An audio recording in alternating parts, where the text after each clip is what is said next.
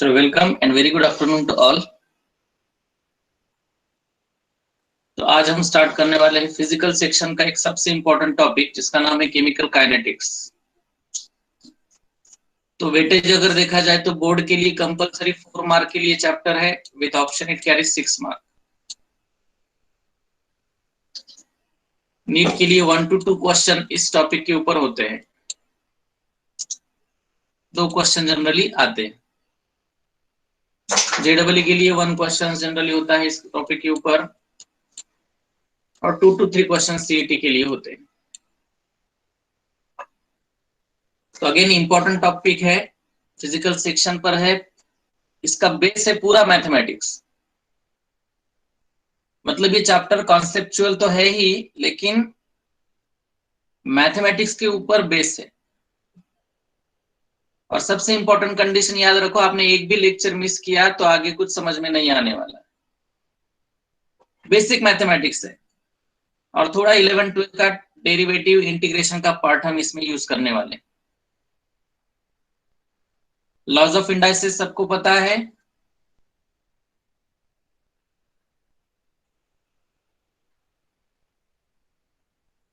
घातांकाचे नियम,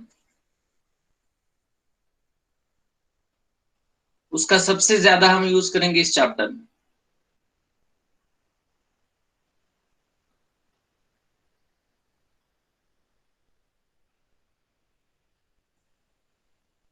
नहीं, completely new topic है। मतलब पिछले वाला कौन सा भी था, कॉन्सेंट्रेशन का थोड़ा बहुत हम यहाँ पर यूज करने वाले, तो किसी चैप्टर से लिंक नहीं है, न्यू है। थोड़ा बहुत सरफेस केमिस्ट्री में हमने देखा था कैटालिटिक पार्ट, वो भी यहाँ पर आने वाला है। तो जनरल कंडीशन क्या है, चलो स्टार्ट करते केमिकल काइनेटिक्स से। अब काइनेटिक्स मतलब आपने फिजिक्स में पढ़ा होगा काइनेमेटिक्स या काइनेटिक्स, यस थोड़ा बहुत वही है यहाँ पर।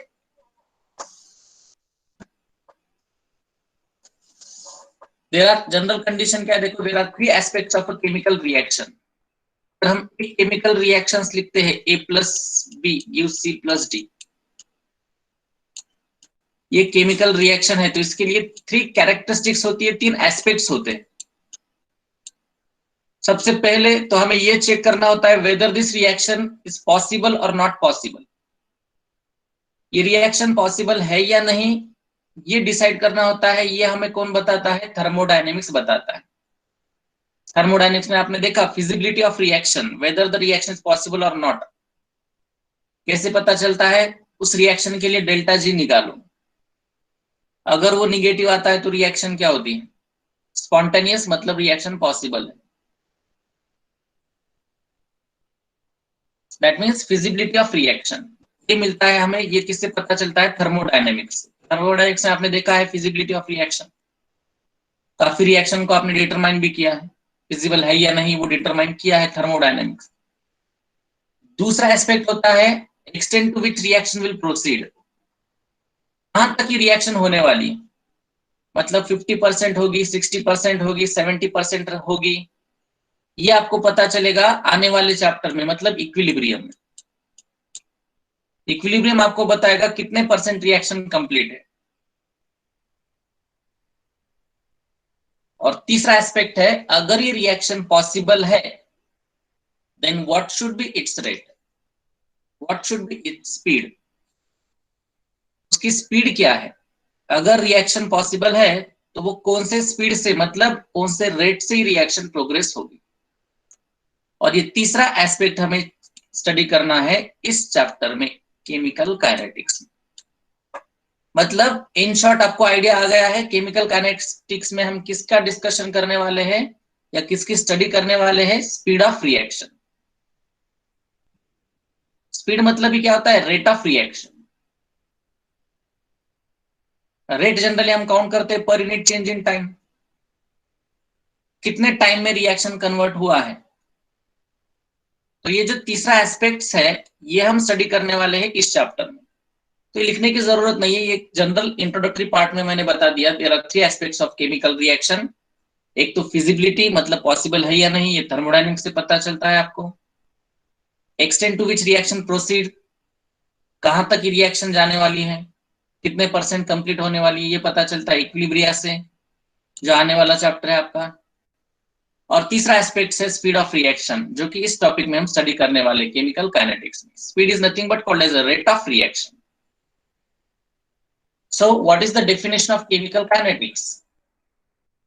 केमिकल काइनेटिक्स क्या है? It is the branch of science that deals with the study of rate of reaction. मतलब ये साइंस की ब्रांच है जहां पर हम किसकी स्टडी करने वाले हैं? और rate of reaction. Rate is nothing but speed. General याद रखो, रेट ऑफ रिएक्शन मतलब क्या है? Speed of reaction. और उस रिएक्शन के ऊपर कौन से फैक्टर अफेक्ट करते हैं, इन फैक्टर्स के बारे में भी हमें स्टडी करना है। जैसे टेम्परेचर देने के बाद रिएक्शन का रेट क्या होगा, प्रेशर देने के बाद क्या होगा, कॉन्सेंट्रेशन स्पीसीज रिएक्टेंट का क्या करने के बाद क्या होगा, रिएक्शन के रेट के ऊपर क्या असर होगा, कैटलिस्ट आने के बाद रिएक्शन का रेट क्या होगा। मतलब ये चार फैक्टर के हमें डिटेल में स्टडी करना है। उसके अलावा दो है, nature of reactant and physical state of reactant. तो ऐसे टोटल 5 to 6 फैक्टर्स है जो कि अफेक्ट करते हैं रेट ऑफ रिएक्शन के ऊपर। मतलब कॉन्सेंट्रेशन के साथ भी रिएक्शन का रेट चेंज होने वाला है, टेम्परेचर आने के बाद तो होने ही वाला है। हमने काफी देखा है, ऑर्गेनिक में देखा है, इनऑर्गेनिक में देखा है, टेम्परेचर बढ़ाने के बाद रिएक्शन का रेट बढ़ जाता है, जल्दी से रिएक्शन फिनिश होती है। कॉन्सेंट्रेशन के ऊपर डिपेंड होता है, यही देखना है हमें इस टॉपिक में। प्रेशर आने के बाद भी क्या होता है वो भी हमें देखना है। कैटलिस्ट का भी हमने स्टडी किया था सरफेस केमिस्ट्री में। Catalyst can increase the rate of reaction by, कैसे इंक्रीज करता है कैटलिस्ट रेट ऑफ रिएक्शन? याद है किसी को? Yes, bye lowering activation energy. अब ये एक्टिवेशन एनर्जी क्या है, ये डिटेल में स्टडी करना है इस टॉपिक में। हमें पूरे प्रॉब्लम्स है एक्टिवेशन एनर्जी के ऊपर, काफी कुछ एक्टिवेशन एनर्जी के बारे में हमें डिस्कस करना है। उस चैप्टर में डी एंड एफ ब्लॉक में या फिर सरफेस केमिस्ट्री में थोड़ा ही बताया था। तो ये एक्टिवेशन एनर्जी सबसे ज्यादा इंपॉर्टेंट इस टॉपिक में, लेकिन वो सेकेंड हाफ में आने वाली है। तो chemical kinetics is the branch of chemistry which deals with the rate of chemical reaction and factors those affect the rate of reaction। ऐसे कौन से फैक्टर्स है वो भी आगे चलकर हमें देखना है। ऐसे में कुछ 5 to 6 मैंने आपको बता दिया, जैसे टेम्परेचर है, कॉन्सेंट्रेशन है, प्रेशर है, कैटलिस्ट है, नेचर ऑफ रिएक्टेंट है, फिजिकल स्टेट भी इंपॉर्टेंट है, सरफेस एरिया भी आ सकता है। जितना ज्यादा सरफेस एरिया उतनी ज्यादा रिएक्टिविटी होगी। वैसे काफी कुछ फैक्टर्स है जो कि अफेक्ट करते हैं रेट ऑफ केमिकल रिएक्शन के ऊपर। So that is the basic definition of chemical kinetics. और by knowing the chemical kinetics, देखो केमिकल काइनेटिक्स होने के बाद आपको मैकेनिज्म का भी पता चलेगा। मतलब थर्मोडायनेमिक्स में आपने सिर्फ इनिशियल और फाइनल कंडीशन ही देखी थी। Thermodynamic only deals with the initial and final state of the system. बीच में क्या होता है, इंटरमीडिएट स्टेप में क्या होता है, वो कुछ नहीं बताता, वो आपको बताएगा केमिकल काइनेटिक्स। मतलब इंटरमीडिएट स्टेप के बारे में भी हम यहाँ पर डिस्कस करने वाले। इनिशियल और फाइनल तो देखने ही वाले, उसके साथ भी इंटरमीडिएट स्टेट कैसी रहेंगी, पाथ एग्जैक्ट कैसे होता है रिएक्शन का। मतलब मैकेनिज्म हम डिटेल में डिस्कस कर सकते हैं after knowing the knowledge of chemical kinetics. ठीक है, चलो स्टार्ट करते हैं। फर्स्ट पॉइंट आपका है रेट ऑफ रिएक्शन। अब देखो नेचर में काफी ज्यादा रिएक्शंस है, आपने काफी ज्यादा रिएक्शन, केमिकल रिएक्शन की स्टडी की है। कुछ रिएक्शन काफी फास्ट है, कुछ रिएक्शन काफी स्लो है, कुछ रिएक्शन एट मॉडरेट रेट पर चलती है। आप बता सकते हैं ऐसी कौन सी रिएक्शन है दे आर वेरी फास्ट?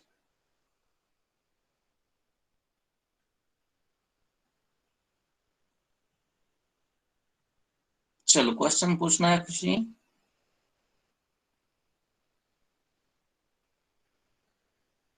एक न्यू फीचर आया है मीट का, रेज हैंड। तो तभी क्लिक करो जब आपको डाउट है तब। चलो ओजोन फॉर्मेशन और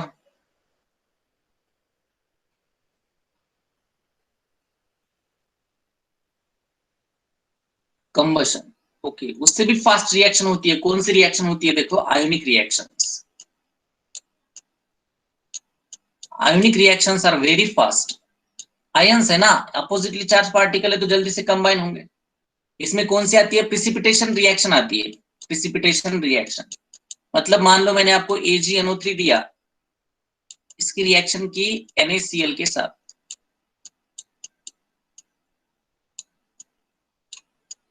NaCl के साथ, तो यहां से मिलेगा AgCl plus NaNO3। This is the precipitation reaction. AgCl precipitate बनता है ना, AgCl का प्रिसिपिटेट। तो these are ionic reaction, they are very fast. Precipitation reaction हम कहते हैं इसको। आयंस होंगे, Ag प्लस कंबाइन होगा Cl माइनस के साथ, Na प्लस कंबाइन होगा NO3 माइनस के साथ। सो याद रखो, हाँ, ये लिख कर ले लो अगर पता नहीं है तो। Ionic reactions are very fast. Example, precipitation reaction.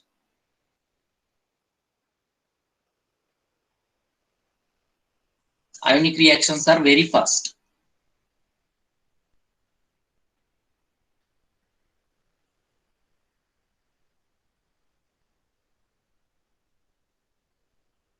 Example, precipitation reaction.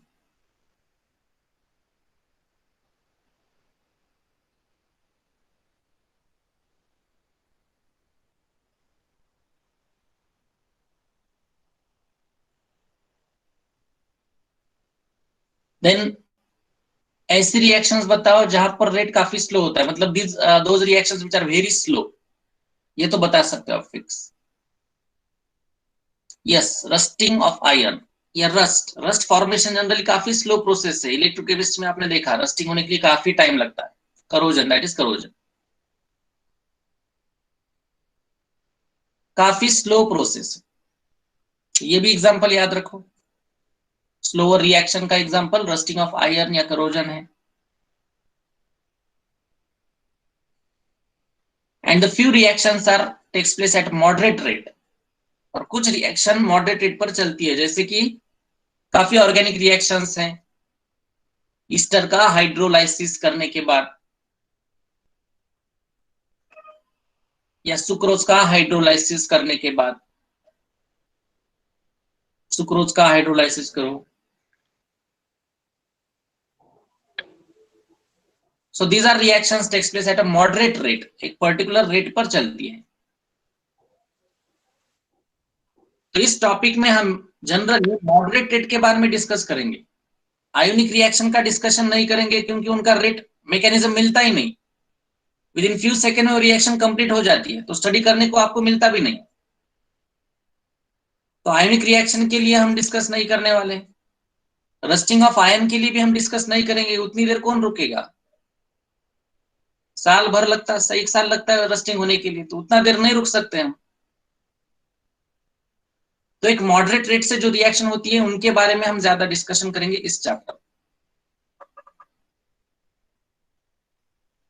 ठीक है। सो what is rate of reaction? Rate of reaction in short मैंने बता दिया।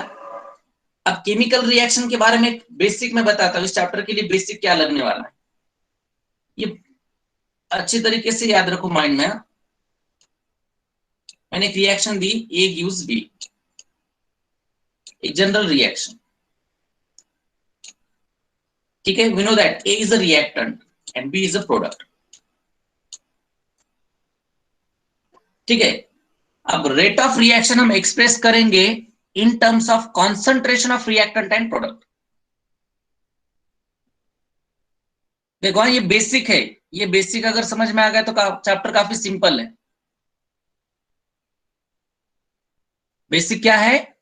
रेट ऑफ रिएक्शन हम एक्सप्रेस करेंगे कॉन्सेंट्रेशन के ऊपर। पहला फैक्टर हम डिस्कस करेंगे कॉन्सेंट्रेशन। सबसे ज्यादा, या इस चैप्टर में 80% या 90% आप कह सकते हो, कॉन्सेंट्रेशन के बारे में डिस्कस करेंगे। चाहे वो कॉन्सेंट्रेशन रिएक्टेंट का हो या प्रोडक्ट का हो, तब कौन सा लेना है यही हमें सीखना है इस टॉपिक। तो हमें पता है केमिकल रिएक्शन में रिएक्टेंट कंज्यूम होते हैं और प्रोडक्ट क्या होते हैं? फॉर्म होते हैं। वर्ड याद रखो, वर्ड सबसे ज्यादा इंपॉर्टेंट। मैं क्या क्या वर्ड यूज कर सकता हूं? कंजम्पशन। कंजम्पशन किसका होता है मुझे बताओ? सबको पता है, ठीक है, बताने की जरूरत नहीं, सबको पता है। कंजम्पशन किसका होता है? रिएक्टेंट का। और फॉर्मेशन किसका होता है? प्रोडक्ट। फॉर्मेशन किसका होता है? प्रोडक्ट का फॉर्मेशन होता है। ठीक है, तो वर्ड आपने याद रखा, कंजम्पशन जब भी आएगा मतलब वो किसके लिए होगा? रिएक्टेंट के लिए। फॉर्मेशन जब भी वर्ड आएगा मतलब वो किसके लिए होगा? प्रोडक्ट के लिए। उसके अलावा और भी वर्ड है। डिसअपियरेंस, ये वर्ड किसके लिए यूज करेंगे?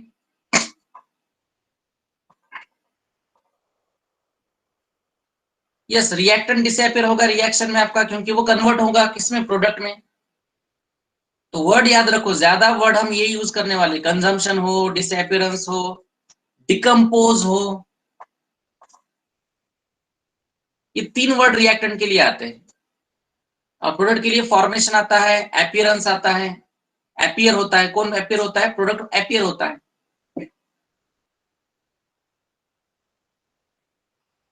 मतलब rate of reaction is nothing but we can say that how fastly reactant consume and product form.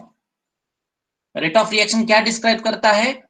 कि कितने जल्दी रिएक्टेंट कंज्यूम होता है और प्रोडक्ट फॉर्म होता है। एक जनरल कहा मैंने, rate of reaction describe how rapidly reactants are consume and products are form.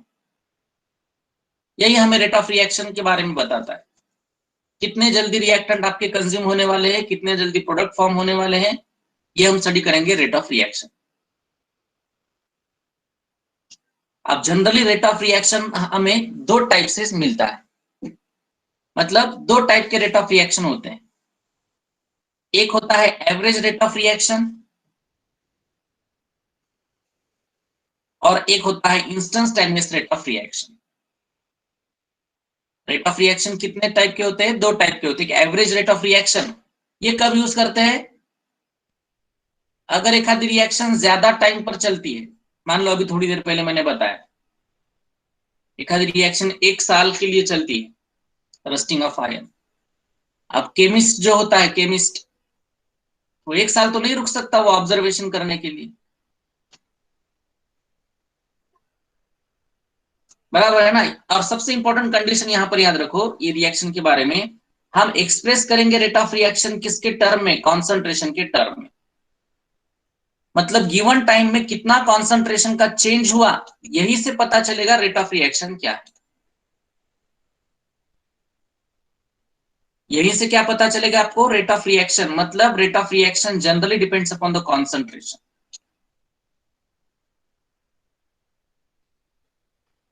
Given time में 10 मिनट में कितना कॉन्सेंट्रेशन चेंज हुआ एट द स्टार्ट। मैंने आपको क्या दिया? रिएक्टेंट ए, सबसे पहले आपके सामने रिएक्टेंट ही रहेगा, ठीक है, उसका कुछ ना कुछ कॉन्सेंट्रेशन रहेगा। वो मैंने दिया आपको 5 मोलार कॉन्सेंट्रेशन। अब मुझे बताओ, जैसे जैसे ये रिएक्शन आगे बढ़ेगी ये कॉन्सेंट्रेशन क्या होगा? इंक्रीज या डिक्रीज?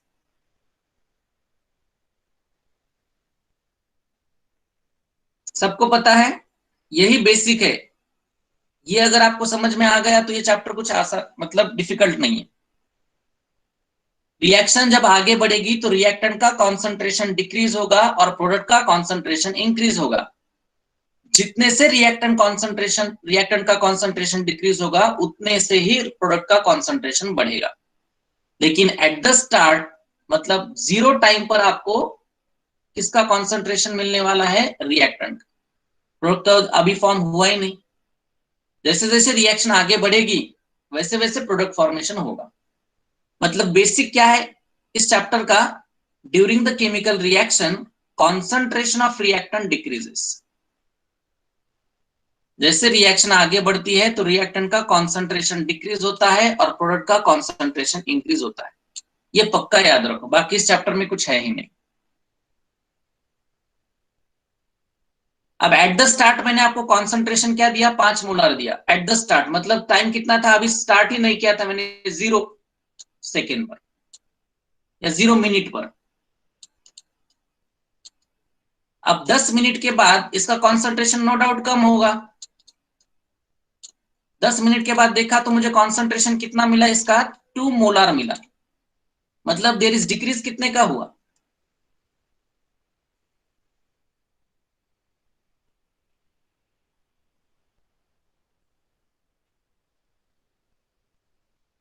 अरे 8 कहां से आया? मैंने कॉन्सेंट्रेशन के बारे में पूछा, टाइम के बारे में नहीं पूछा। इनिशियल 5 मोलर कॉन्सेंट्रेशन था, और 10 मिनट के बाद मुझे कितना मिला कॉन्सेंट्रेशन? 2 मोलर। मतलब पहले मैंने 5 मोलर आपको कॉन्सेंट्रेशन दिया था, अभी देखो मैंने बताया था रिएक्टेंट का कॉन्सेंट्रेशन डिक्रीज होता है, वो कितना डिक्रीज होकर बन गया? 2 मोलर। मतलब 3 मोलर कंज्यूम हो चुका है, 3 मोलर रिएक्ट हो चुका है। अब ये चेंज इन कॉन्सेंट्रेशन पर यूनिट चेंज इन टाइम जो है, उससे ही हम कहेंगे रेट ऑफ रिएक्शन। उसे ही हम क्या कहेंगे? Rate of reaction. मतलब आपको कॉन्सेंट्रेशन का चेंज निकालना है, कितना चेंज हुआ कॉन्सेंट्रेशन, और डिवाइड करना है चेंज इन टाइम से। रेट, अब फिजिक्स में आपने पढ़ा होगा, कभी भी रेट लगता है तो आपको चेंज लेते हो ना। एक आधा व्हीकल है, बाइक है आपकी, आपको क्या निकालना है? स्पीड निकालना है बाइक की। तो आप क्या निकालते हो? फार्मूला बताओ, फिजिक्स थोड़ा चेक करते हैं आपका।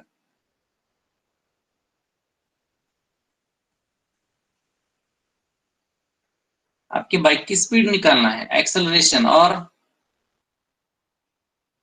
Distance upon time. Okay, velocity. ठीक है। डिस्प्लेसमेंट, इनिशियल पोजीशन, हाँ, change in velocity. Initial final या फाइनल इनिशियल, हाँ, displacement upon dt, ds upon dt, ये ज्यादा यूज करते हो। एट द स्टार्ट पोजीशन क्या थी, फिर आफ्टर सर्टेन टाइम पोजीशन क्या है, तो change in position, change in displacement पर unit change in time. 10 minute के बाद मुझे स्पीड निकालना है।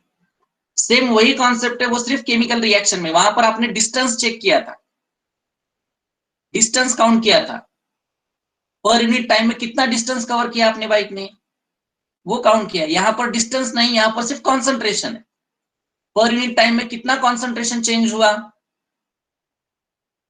ये काउंट करना है रेट ऑफ रिएक्शन के लिए। मतलब काफी एनालॉगस है। आपके बाइक की आपको अगर स्पीड निकालना है तो आप change in distance upon change in time करते हो।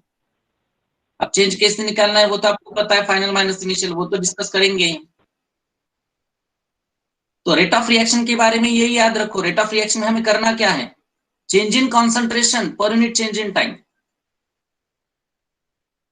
आप रिएक्टेंट से निकाल सकते हो, प्रोडक्ट से निकाल सकते हो। अब इनिशियल कॉन्सेंट्रेशन प्रोडक्ट का कितना होगा बताओ? इनिशियल कॉन्सेंट्रेशन, सबसे पहला कॉन्सेंट्रेशन कितना होगा प्रोडक्ट का? यस, 0 होगा। इनिशियल इनिशियल पार्थ, इनिशियल 0 होगा ना, अभी प्रोडक्ट फॉर्म ही नहीं हुआ। ठीक है। अब फाइनल 10 मिनट के बाद कितना बना?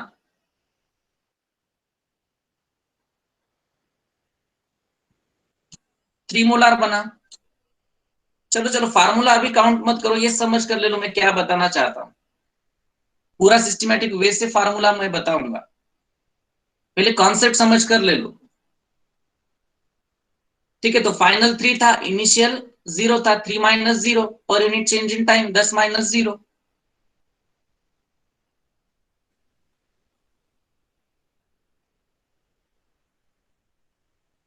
चाहे रिएक्टेंट हो प्रोडक्ट, किसी का भी कॉन्सेंट्रेशन आपको देने दो, उससे मैं रेट ऑफ रिएक्शन निकाल सकता हूं। ये बात माइंड में फिक्स करके रखो। मैं रिएक्टेंट के कॉन्सेंट्रेशन से भी रेट निकाल सकता हूं, मैं प्रोडक्ट के कॉन्सेंट्रेशन भी रेट निकाल सकता हूं। तो यही हमें डिस्कस करना है इस चैप्टर में। तो रेट ऑफ रिएक्शन मैंने आपको बताया 2 टाइप के होते हैं। एक होता है एवरेज रेट। एवरेज रेट कब यूज किया जाता है? मान लो एक आध रिएक्शन काफी टाइम लेती है, 1 साल लगता है, तो क्या केमिस्ट 1 साल तक रुकेगा? नहीं रुकेगा। वो क्या करेगा? एक दिन देखेगा चेंज इन कॉन्सेंट्रेशन रिएक्टेंट में कितना हुआ पहले दिन, वो दूसरे दिन देखेगा, तीसरे दिन देखेगा, और चौथे दिन एवरेज निकालकर फ्री हो जाएगा। करेक्ट, ऐसा ही करोगे ना आप? आपको अगर कहा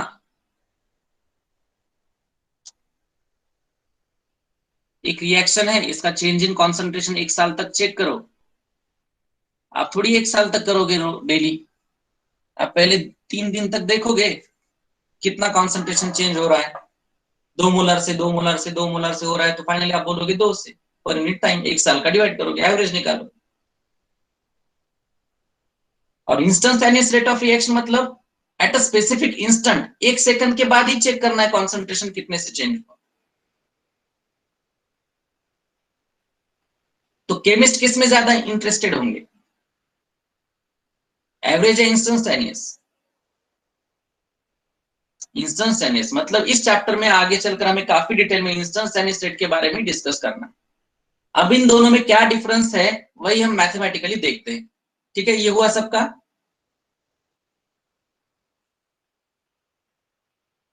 यहां पर लिखने का वाला कुछ नहीं था, केमिकल काइनेटिक की डेफिनेशन थी सिर्फ। ठीक है, right. Average rate of reaction, now right the heading average rate of reaction.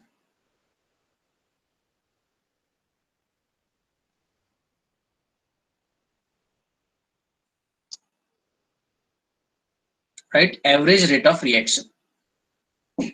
तो रेट ऑफ रिएक्शन हम किस में एक्सप्रेस करने वाले हैं, कॉन्सेंट्रेशन। आपको ये देखना है गिवन टाइम में कितना कॉन्सेंट्रेशन चेंज हुआ। किसका कॉन्सेंट्रेशन चेक करना है, रिएक्टेंट या प्रोडक्ट?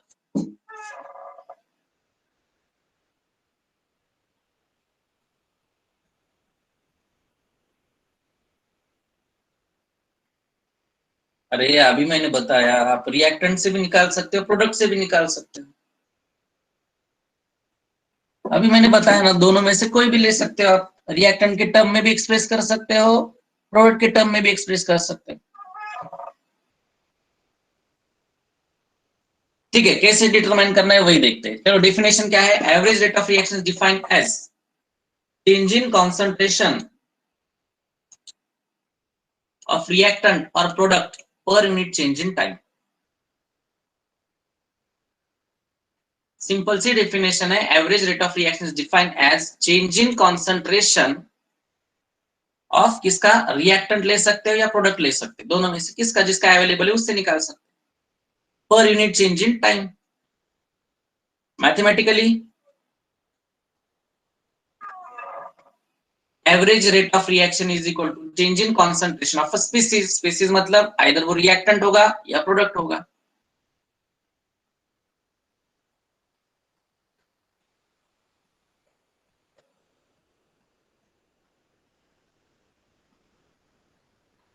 चेंज किससे नोट करते हैं हम, delta C, change in concentration, delta C upon delta T.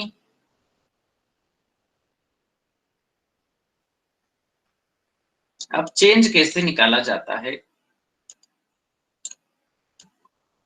Final minus initial. Final concentration of that reactant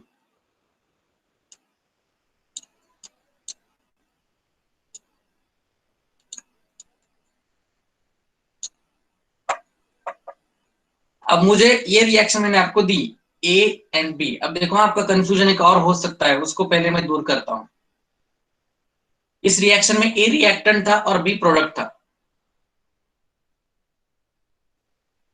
ठीक है, यहां पर मैंने 5 मोलर दिया आपको इनिशियल एट 0 टाइम पर, 0 मिनट पर, मतलब इनिशियल कंडीशन दे दी इसको।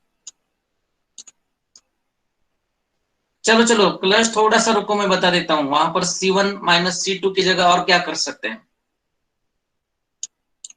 ठीक है, ये 10 दिया मैंने, 10 मिनट के बाद ये 2 मोलर हुआ, ये 0 था और ये था 3 मोलर। प्रोडक्ट के बारे में अब मुझे बताओ, यहां पर C2 क्या है, C1 क्या है।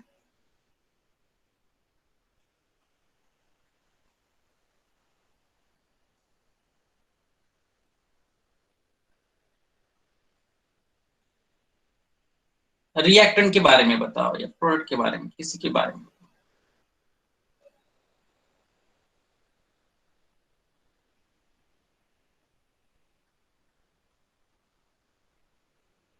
चलो, आप थोड़ा सा अलग सोच रहे हो, मैं मुझे लगा ही वही आपका आंसर होगा। हाँ, तो ये मिस्टेक है, देखो आपने। हाँ हाँ, नहीं नहीं नहीं, उसी नहीं। देखो यहां पर जो लेना है ना, आप या तो रिएक्टेंट को ले लो या फिर प्रोडक्ट को ले लो, दोनों नहीं ले सकते आप। या तो पूरा हम एक्सप्रेस करेंगे रिएक्टेंट के केस में ही पूरा का पूरा, या फिर पूरा का पूरा हम एक्सप्रेस करेंगे प्रोडक्ट के केस में ही। रिएक्टेंट का एक और प्रोडक्ट का एक ऐसा नहीं ले सकते हैं।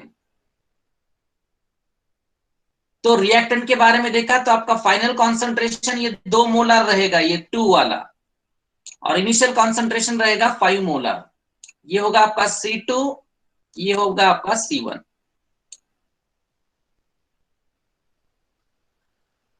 या फिर प्रोडक्ट का लिया आपने तो ये होगा आपका C2 और ये आपका होगा C1, प्रोडक्ट का लेने के बाद। ठीक है, ऐसा मत करो। हाँ, ये सबसे बेसिक है। अगेन यहां पर मैं आपको बता देता हूं, रिएक्टेंट का एक और प्रोडक्ट का एक ऐसा मत ले लो। दोनों कंडीशन आपको रिएक्टेंट की ही चाहिए या फिर प्रोडक्ट की ही चाहिए। तो यहां पर C2 माइनस C1 चाहे आप रिएक्टेंट के लिए ले लो या फिर प्रोडक्ट के लिए ले लो, दोनों में से एक को लेना है, एक इसमें निकालना है। ठीक है, क्लियर है ये सबको?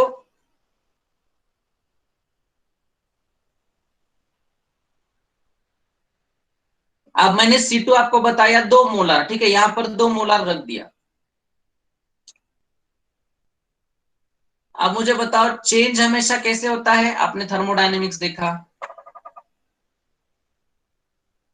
फिजिक्स में भी देखा होगा, चेंज हमेशा फाइनल माइनस इनिशियल होता है। क्या इनिशियल माइनस फाइनल होता है?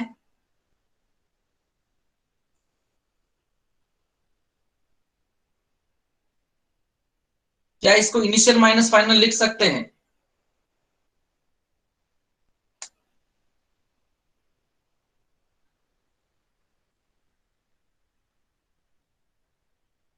नहीं लिख सकते हैं। उसके लिए हमें चेंज क्या करना होगा, देखो यहां पर आंसर मेरा क्या आ रहा है, देखो। हाँ, फाइनल कॉन्सेंट्रेशन क्या है? 2, C2 2 है, और इनिशियल मेरा 5 है। फाइनल टाइम था मेरा 10, इनिशियल था 0। करेक्ट, मेरा आंसर क्या आ रहा है देखो, -3/10। मतलब मेरा आंसर आया -0.3।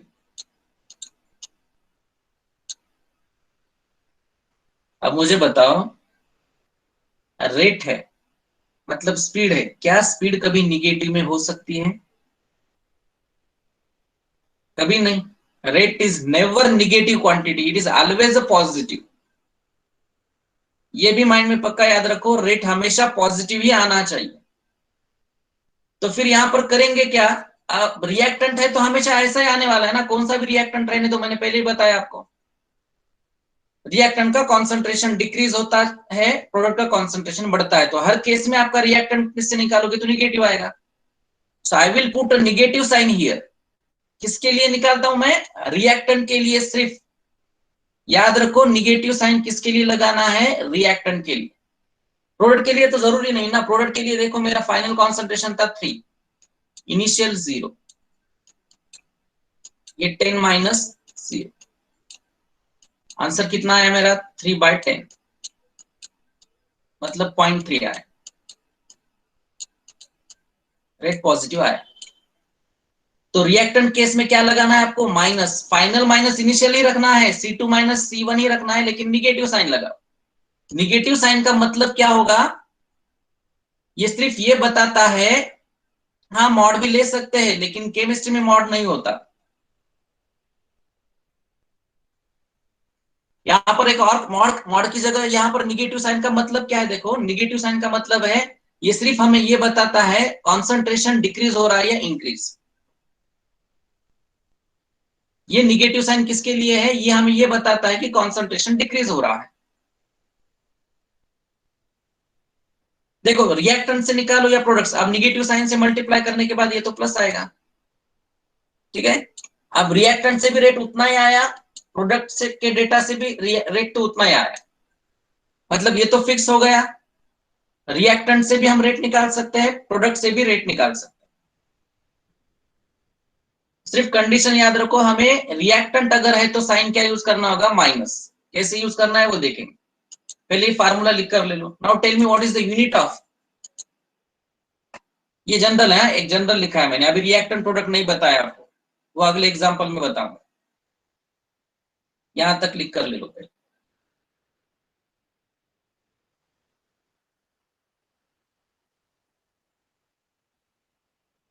चलो, मोल पर सेकेंड,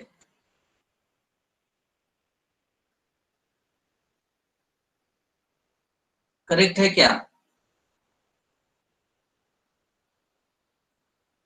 नहीं नहीं नहीं, मोल पर सेकेंड नहीं।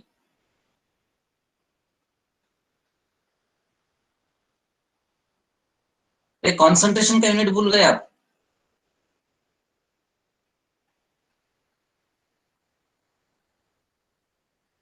यस, मोलार कॉन्सेंट्रेशन का यूनिट होगा मोलार, मतलब क्या, मोल पर लीटर या मोल पर डीएम क्यूब, और नीचे सेकेंड।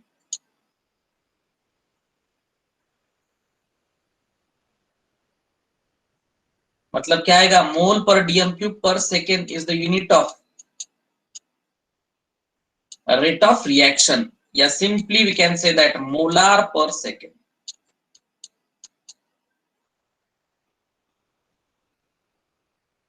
नहीं खुशी, सेकेंड नीचे है ना, टाइम नीचे है, पर सेकेंड आएगा। मोल per dm cube per second.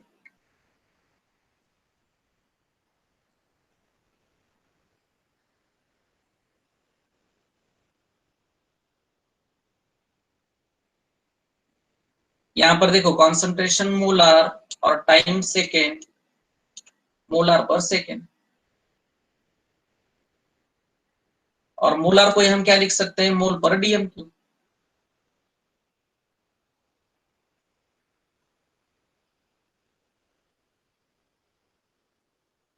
Unit clear है या नहीं?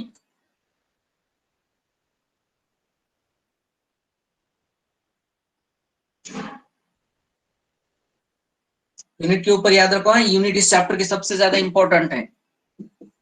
कई बार आपको प्रॉब्लम करने की जरूरत नहीं होती, सिर्फ यूनिट देखना है, आपको आंसर मिल जाता है। ऐसी टेक्निक भी बताऊंगा, यूनिट से भी डायरेक्टली हम कैसे बता सकते हैं आंसर विदाउट एनी कैलकुलेशन, लेकिन उसके लिए आपकी यूनिट परफेक्ट होना जरूरी।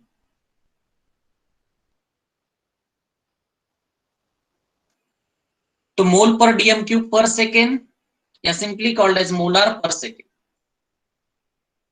मोल पर लीटर भी कहो चलेगा, क्योंकि 1 litre is equal to 1 dm cube.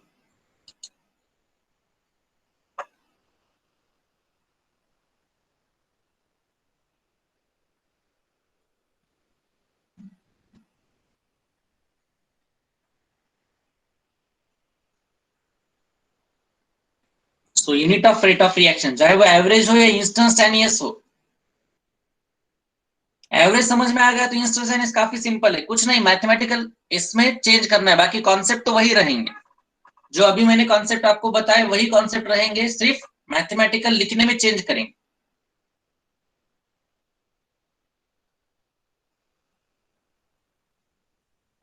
Mathematics वाले स्टूडेंट बता सकते हो मुझे इन दोनों में क्या difference?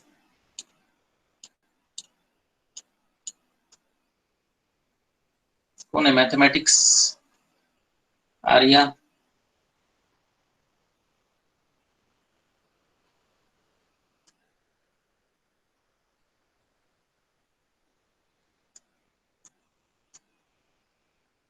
below is differential, okay।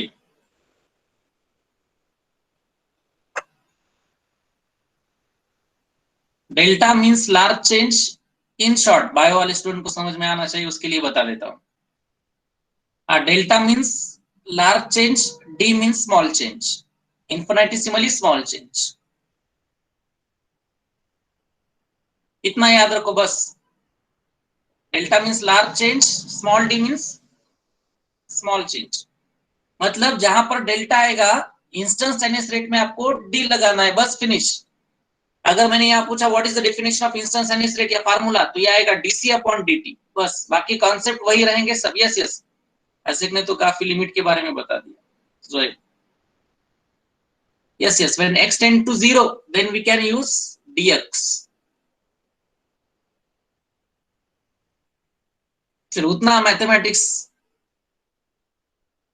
नहीं है, रेफरेंस बुक में दिया है x टेंड टू 0, लेकिन बाकी के स्टूडेंट ये मत सोचो कि लिमिट डेरिवेटिव सब चैप्टर आ गए इसमें, सब आने वाला, लिमिट भी आने वाला है, डेरिवेटिव भी आने वाला है, इंटीग्रेशन भी आने वाला है इस चैप्टर में। हाँ वो फार्मूले बता दूंगा मैं अब। चलो इसको एक्सप्लेन करते हैं एग्जांपल से। चलिए को consider a reaction A gives B.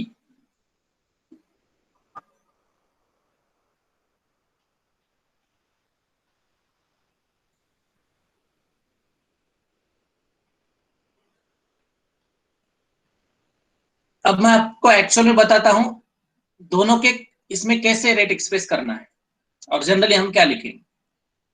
Consider a reaction, आप मुझे बताओ इस रिएक्शन में कंज्यूम कौन होने वाला है।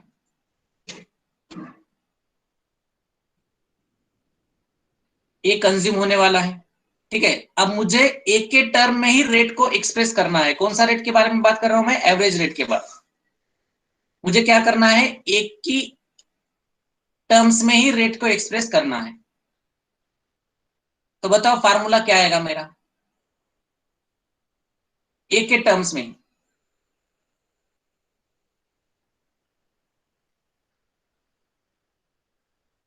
Yes very good, Zoeb correct. अब मैं यहां पर डेल्टा, आप देखो अब हर बार कॉन्सेंट्रेशन कॉन्सेंट्रेशन लगाना पड़ता है, तो याद रखो अब कॉन्सेंट्रेशन के लिए इस चैप्टर में हम एक सिंबल यूज करेंगे।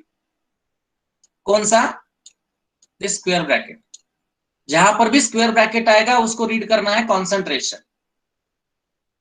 तो यहां पर delta concentration of C, average rate पूछा ना मैंने, sorry, concentration of A upon delta T. एक के टर्म में हुआ ये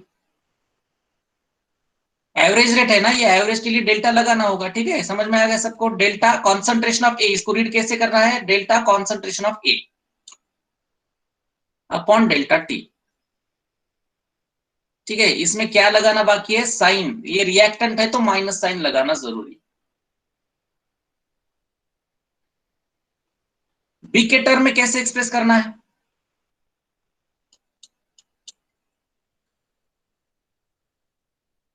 अब सी मत लिखो, अब कंप्लीट बताओ ना, आपके पास है plus B concentration of B upon delta T. Yes, नीचे भी डेल्टा लगाना होगा। प्लस क्यों लगाया, ये प्रोडक्ट है, प्रोडक्ट का कॉन्सेंट्रेशन बढ़ता है तो वो प्लस डिनोट करता है ना, ये याद रखो। प्लस का और माइनस का मतलब क्या है इसमें, माइनस मतलब डिक्रीज इन कॉन्सेंट्रेशन बताता है, प्लस मतलब इंक्रीज इन कॉन्सेंट्रेशन बताता है, ठीक है। तो इसको लिखूंगा कैसे मैं, देखो इन टर्म्स ऑफ ए रेट कैसे लिखना है। अब ये लिखना भी आपको ठीक तरीके से है।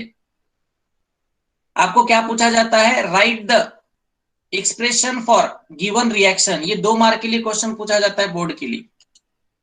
अब ए के टर्म में मैं कैसे लिखूंगा, देखो वर्डिंग इंपॉर्टेंट है, average rate of consumption of A, average rate of consumption of A, के लिए मैं वर्ड क्या लगाऊंगा, कंजम्पशन लगाऊंगा, क्योंकि ए कंज्यूम होता है मेरा, is equal to minus delta concentration of A upon delta T. ये हो गया ए के टर्म्स में। अब बी के टर्म्स में क्या आएगा, wording average rate of formation of B, yes, sign लगेगा plus delta change in concentration, या delta concentration of B upon delta T कह सकते हैं। ये तो हुआ ए के टर्म में, ये तो हुआ बी के टर्म में। तो ओवरऑल रेट ऑफ रिएक्शन कैसे लिख सकता हूं मैं, overall So this is your overall rate of reaction, overall average rate of reaction. Either A के टर्म में इज इक्वल टू आएगा या फिर बी के टर्म में, आइदर और। हम ए से भी कर सकते हैं, बी से भी कर सकते हैं ना। तो आपको ए से लेना है तो ए तक लिखो, किसी को बी लिखना है तो बी का लिखो, मतलब इज इक्वल टू साइन आएगा यहां पर, ये इंपॉर्टेंट। और आपको लिखना आना चाहिए ओवरऑल रेट ऑफ रिएक्शन, ये वाला, ये ज्यादा इंपॉर्टेंट नहीं है, ये पहले दो। रिएक्शन के लिए ये लिखना आना जरूरी है। तो माइनस साइन सबसे इंपॉर्टेंट है, कब लगाना कब नहीं लगाना।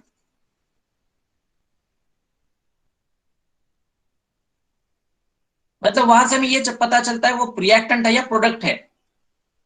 अब मान लो मैंने एक रिएक्शन में रेट आपको दे दिया minus delta P upon delta T, ऐसा दे दिया, इज इक्वल टू मैंने दे दिया plus delta Q upon delta T, is equal to, और मैंने दे दिया minus delta R upon delta T. तो रिएक्शन लिखो मैंने कहा, तो रिएक्शन क्या है इससे,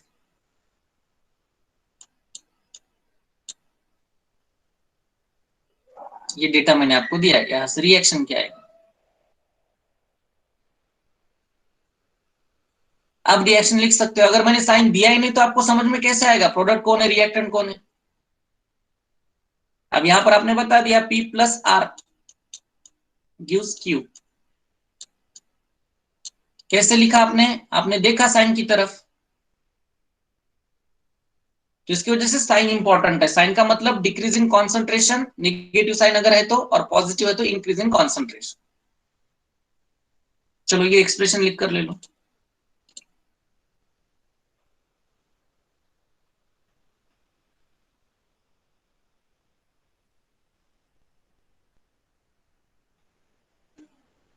अब यहां पर ये चेंज कैसे निकालते हैं ये आपको पता है, A2 माइनस A1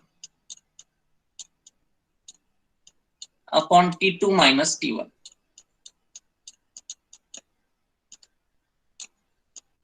इसको लगाया मैंने माइनस, ये लिखने की जरूरत नहीं है रेट एक्सप्रेशन, ये जब प्रॉब्लम आएगा उसके ऊपर तभी लिखना है।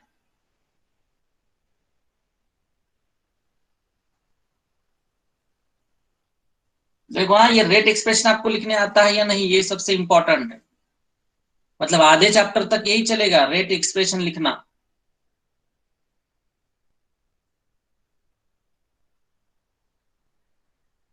सिंपल है, चेंज इन कॉन्सेंट्रेशन पर यूनिट चेंज इन टाइम, बस फिनिश। रिएक्टेंट है तो माइनस लगाना है, प्रोडक्ट है तो प्लस लगाना है। और वर्डिंग इंपॉर्टेंट है, रिएक्टेंट के लिए हम कंजम्पशन, डिसअपियरेंस, डिकम्पोजिशन ये यूज करेंगे, प्रोडक्ट के लिए फॉर्मेशन, अपीयरेंस, ये वर्ड यूज करेंगे।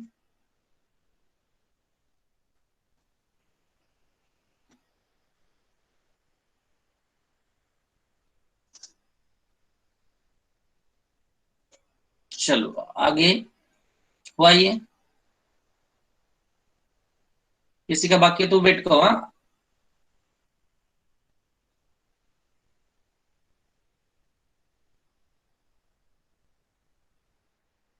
इसके लिए लिख सकते हो आप, चलो ट्राई करो लिखो। प्रैक्टिस ज्यादा इंपॉर्टेंट है इस चैप्टर की। जितना ज्यादा आप लिखने की प्रैक्टिस करोगे उतना ही सिंपल होगा। पूरा लिखना है, पी के टर्म में, पहले क्यू के टर्म में, पहले फिर आर के टर्म में, फिर एस के टर्म में, और लास्ट में लिखना है ओवरऑल। इसी को ही मार्क्स मिलेंगे। हाँ, ऐसे लिखने के बाद ही पहले पी के टर्म में लिखना है, फिर क्यू के टर्म में लिखना है, फिर आर के टर्म में, फिर एस के टर्म में, और लास्ट में लिखना है आपको ओवरऑल, मतलब is equal to is equal to is equal to वाला।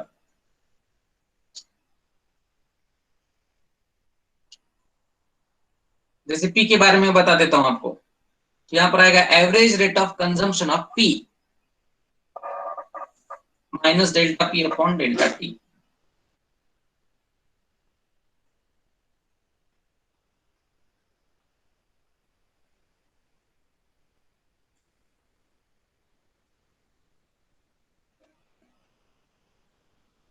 चलो लिखो।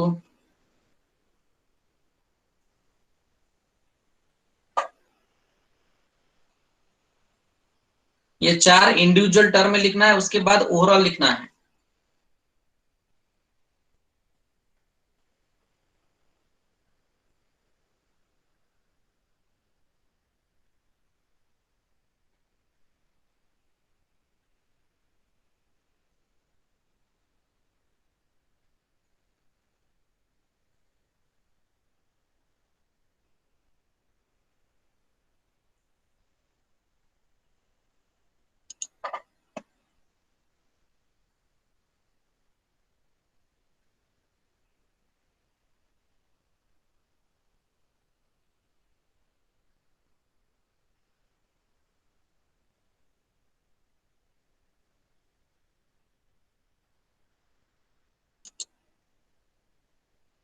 चलो अजीम, अजीम है क्या?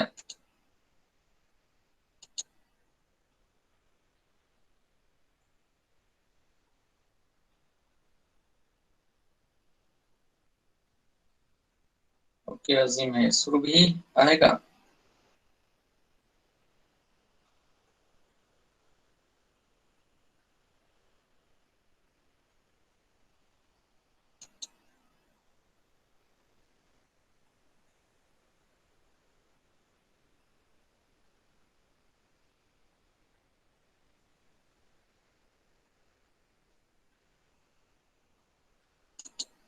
फरहा, फरेहा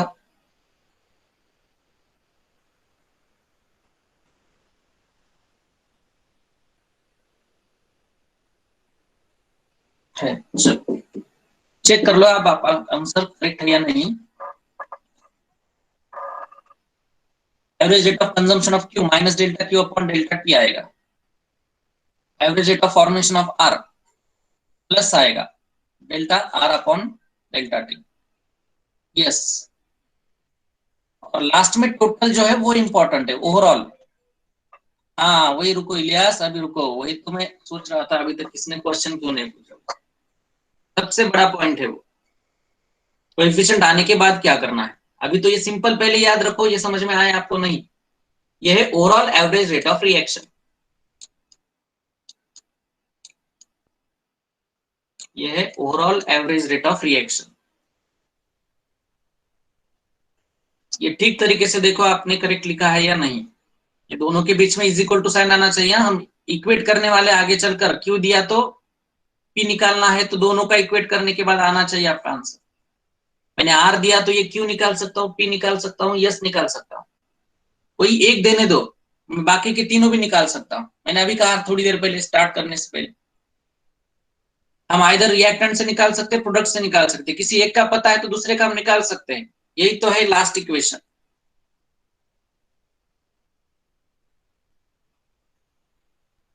चलो ये आया सबको समझ में? करेक्ट है सबका? नेक्स्ट एग्जांपल दूं आपको, थोड़ा केमिस्ट्री का देता हूं।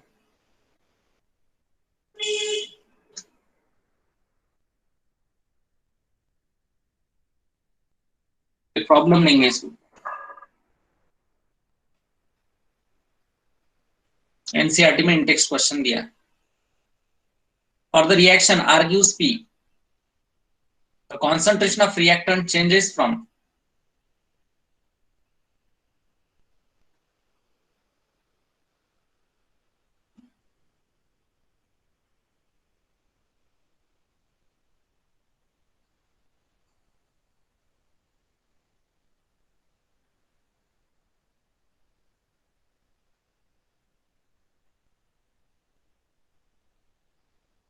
माइनस कैसे आएगा कलश?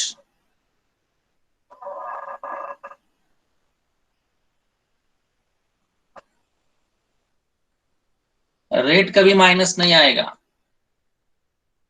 माइनस माइनस प्लस हो जाएगा वो। चलो very good.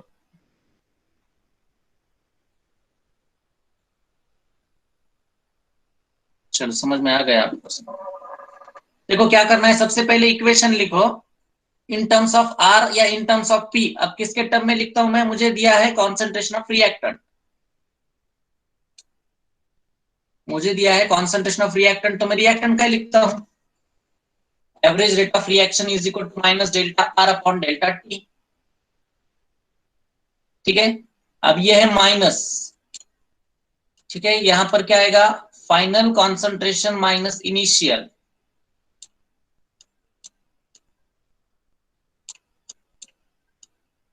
Correct, divided by time, final time minus initial time, लिखे वाला था मैं।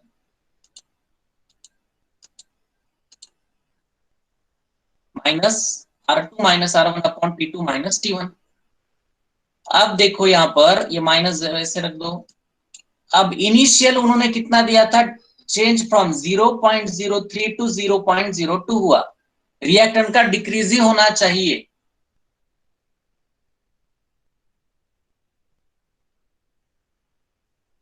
हाँ, सेकेंड में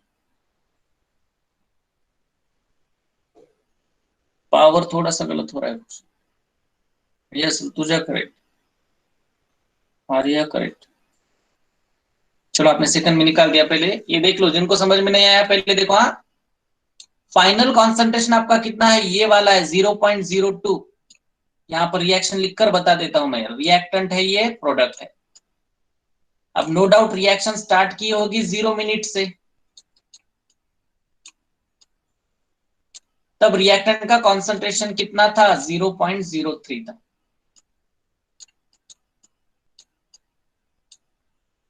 फिर 25 मिनट के बाद वो कॉन्सेंट्रेशन कितना हुआ, 0.02। रिएक्टेंट का ही हुआ ना, प्रोडक्ट का दिया ही नहीं। तो ये होगा आपका फाइनल और ये होगा आपका इनिशियल। तो R2 लिख देता हूं मैं 0.02 माइनस 0.03। अब टाइम कितना आएगा, 25 माइनस 0,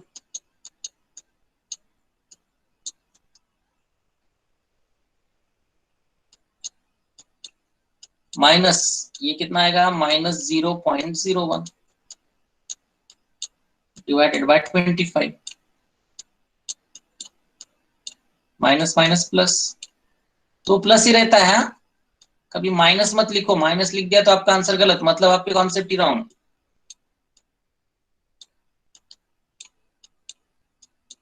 तो ये आया 0.0004 मोलार पर मिनट।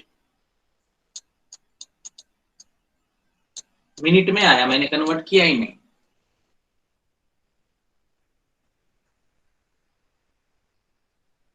और सेकेंड में करना है तो 0.01, इसको 10 टू द पावर माइनस 2 लिख देता हूं मैं। चलो,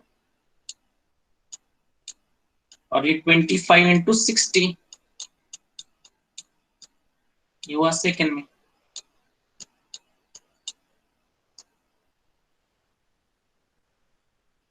ये आएगा 10 टू द पावर माइनस 4, 1/15। समझ में आ गया, मैंने डायरेक्ट किया ये।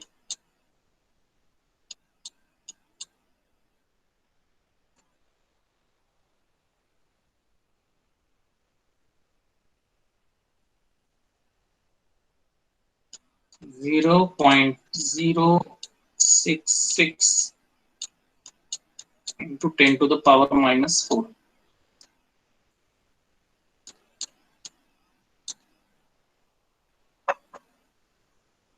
मतलब ये आंसर आता है 6.6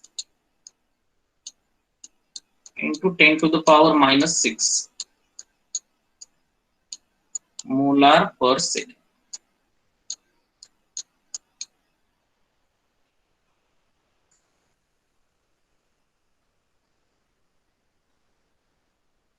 चलो क्लियर है, या आया सेकेंड में या आया मिनट में।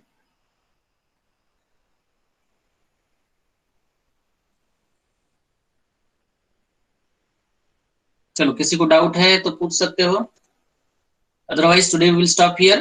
कोएफिशिएंट आने के बाद क्या होगा ये कल देखेंगे हम, और कल ही देखेंगे हम instantaneous rate of reaction. So today will stop here, thank you very much.